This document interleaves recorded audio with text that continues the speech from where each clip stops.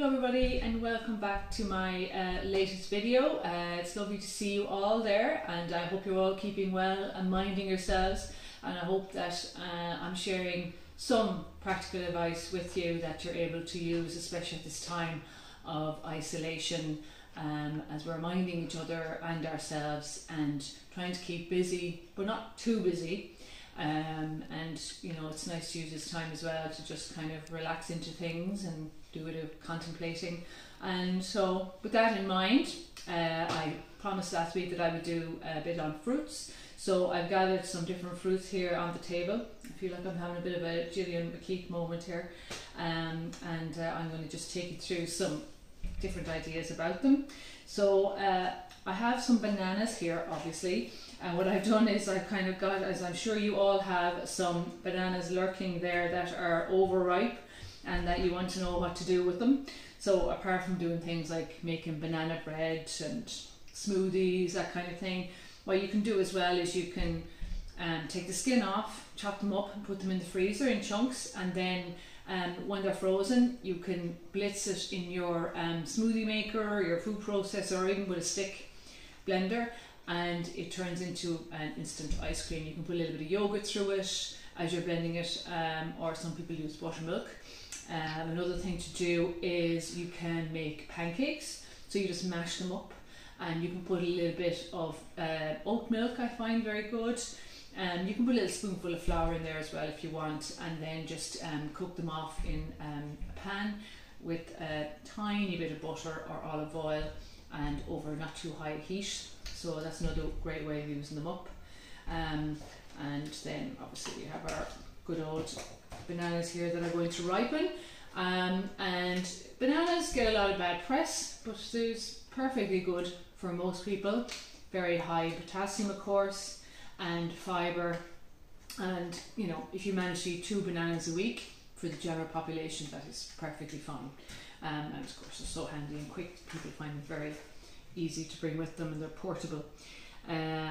So then I have a lot of citrus fruits here and some lovely red grapefruits. Now the thing about grapefruit is that generally grapefruit is good, but if you're somebody who's on medication or trying to do a bit of a cleanse, like a liver cleanse, detox, that kind of thing, then you take the grapefruit out of your diet for a while, just because it downregulates the liver by about 1/3.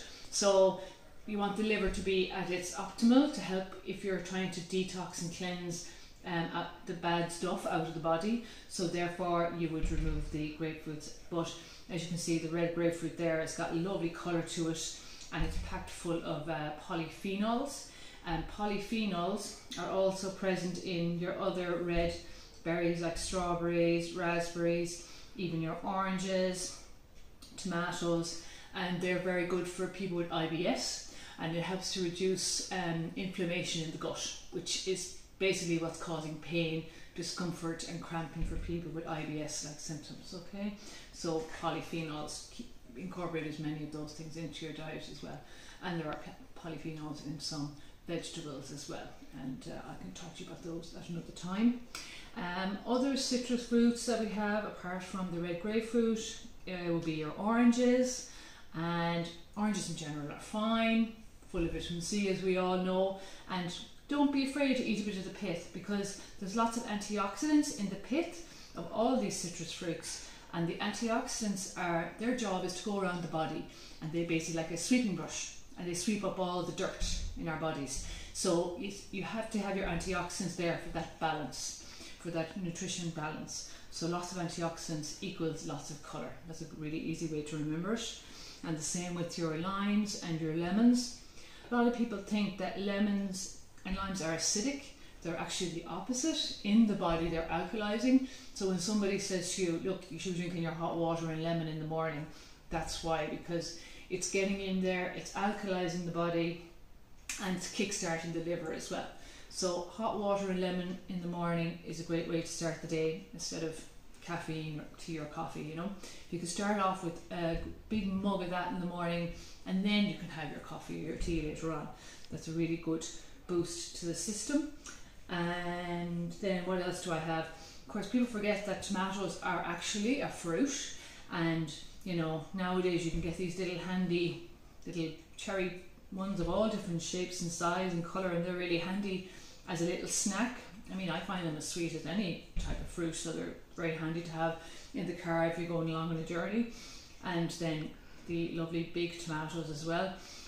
I had a load left over the other day, big ones, and I made stuffed tomatoes that my mum used to make for me years ago. So it was nice to do something that kind of brought back some nice memories.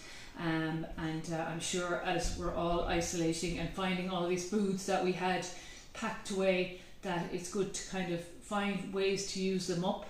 And I'm tending to cook now in a way of opening the fridge and the cupboard and seeing what's there, as opposed to what I think I should be eating, you know, and being mindful of not wasting food as much as I can.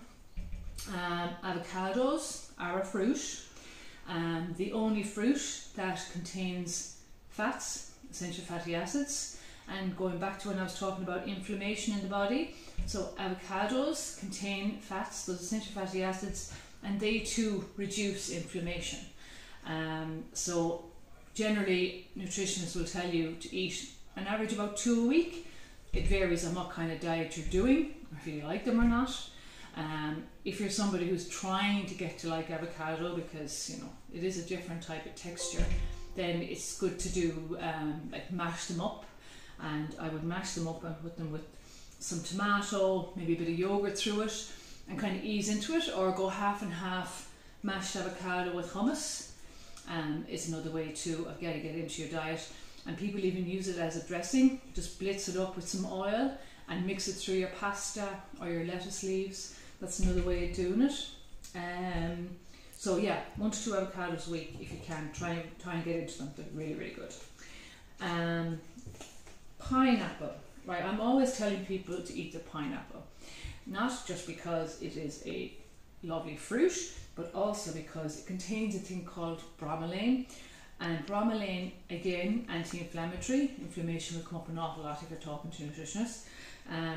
Bromelain is anti-inflammatory, so therefore reducing pain and discomfort and helping to remove the dirt out of the body. But also it's very good for breaking down proteins too. And the main place you find bromelain in the pineapple is in the stem. So when you're eating your pineapple, don't just, you know, take off the outside bits, take off the stem in the center, and then chop up the other bits.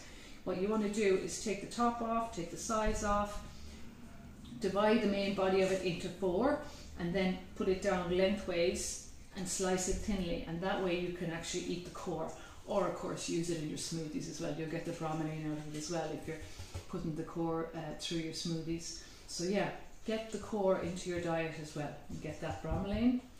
I thought as well I might talk a bit about dried fruits, because you know, if you're locked up at home as most of us are, you may not have a lot of fresh fruits lying around, and dried fruits is another option too, but try and stay away from things like raisins and sultanas and stuff like that, or just eat them in very small amounts, because they are really, really high in sugar, and they will be top of the no-eat list of dentists nowadays, as opposed to when my kids were young and I was told to put the little packet of raisins into their lunchbox every day. But the opposite is actually the case now. So if you're going for your dried fruits, now this is not something you see every day. These are mulberries, and mulberries, you get them in your health store and some specialist shops.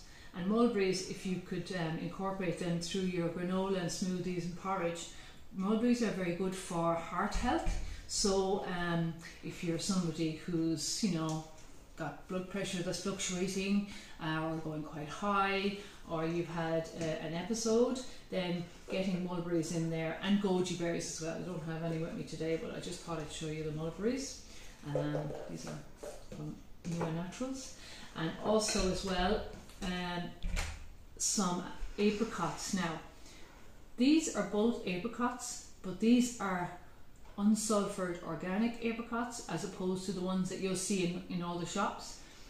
These guys are much better for you than the bright orange ones. They add sulfur to give them that colour, and it's not very good for you, right? And some would say it pushes you towards sickness. So go for the brown, less interesting, but ultimately better for you. Unsulfured apricots. So chop them up, or you can just eat them as they are as a snack. Prunes as well. Put a couple of prunes into your porridge bowl in the morning and keep you regular, as they say. And another favourite of mine is the medjool dates. So you can see these are big guys, right? And they have the stone in them. But medjool dates are really, really good for sweetening baked goods. You can chop them up and put them through scones, bread, or your breakfast in the morning. Good old porridge as well. It's a great vessel for so many things. Another thing you can do is you can pop a few of them into the freezer, and then you literally eat one at a go, and it's kind of like fudge. So it's a nice sort of healthier option if you just have that sweet craving and you just need something sweet to have. And I think that's most of it really. Oh, okay, we got the blueberries there, and the raspberries, and the berries in general. So get the berries into you. The only thing I would say is if you're somebody who has diverticulitis or diverticulosis, then you're going to not want the ones that have the seeds on the outside, because they can irritate the colon. So that would be the raspberries and the strawberries out. Other than that, get them into you as much as you can. And what I do as well, and I meant to get this out of the freezer, is I always have a Ziploc bag of bits of fruit in my freezer. If I see something that's going off, even avocados, by the way, you just take the outer bits off, or the husks at the top, and then just chop them up a wee bit into the freezer, and then they're ready to go if I make it a crumble, having a smoothie, whatever I'm doing in that regard. And it's just a handy little tip. And apple a day keeps the doctor away, as I say. If you're somebody who gets IBS or has a sore tummy, then a good thing to do is to do a bit of stewed apple every day. Put a little bit of cinnamon in there as well, and you can have that as a snack with a little bit of yogurt, or after your dinner. And the pectin, what I do is I stew it with the skin on, because the pectin is just under the skin, and the pectin is the good stuff. The pectin is what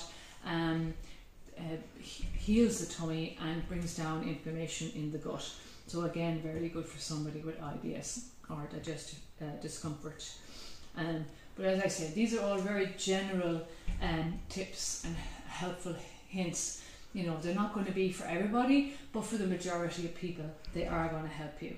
So try and get a bit of variety in there, and enjoy having your bit of fruit a day, and maybe try something new if you can.